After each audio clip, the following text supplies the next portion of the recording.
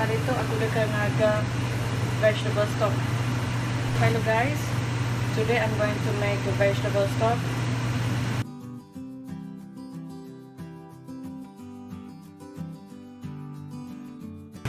Okay, preheat oven ngaga 425 Fahrenheit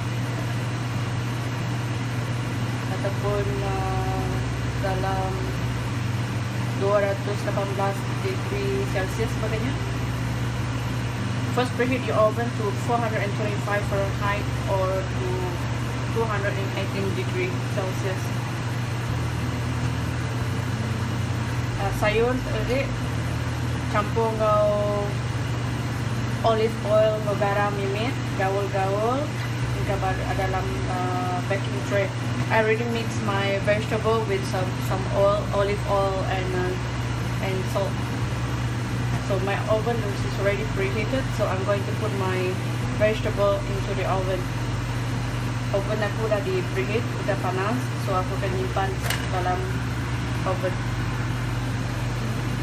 Vegetable in oven for 25 minutes or half an hour, and then we'll come back after that.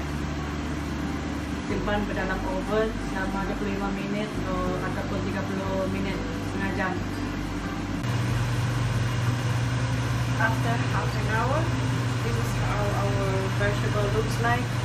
Lepas setengah jam, untuk sayur kita masuk ke oven.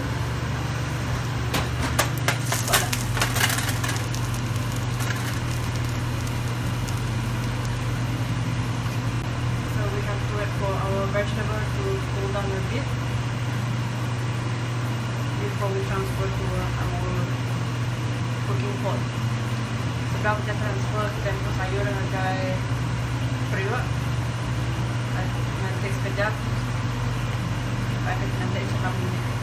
Okay, now let's transfer our vegetable to our cooking pot.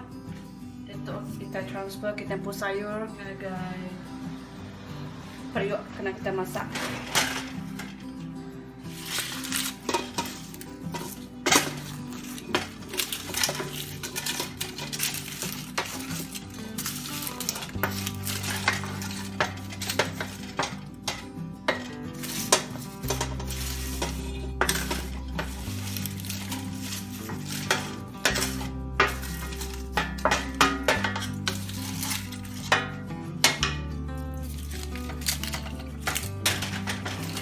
Jadinya masukkan air. And after that, we're going to pour in our water.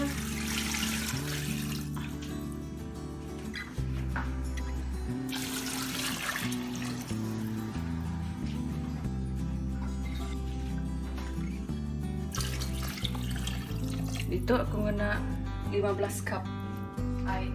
I'm using 15 cups of water. Ni kalau penuh lah sampai tu begitu dah cukup lah. So I do. And after that, I'm going to add in my bay leaf, dry rosemary and black pepper in. You can use parsley if you want. Dannya aku masuk ke daun bay leaf. Nama daun bay leaf dami ba ngan buku. Google tolong. Rosemary ngau lada hitam. Dannya campur mimit, masukkan mimit garam. Add in a little bit of salt. Simmer our vegetable stock for 6 to 8 hours on very low heat.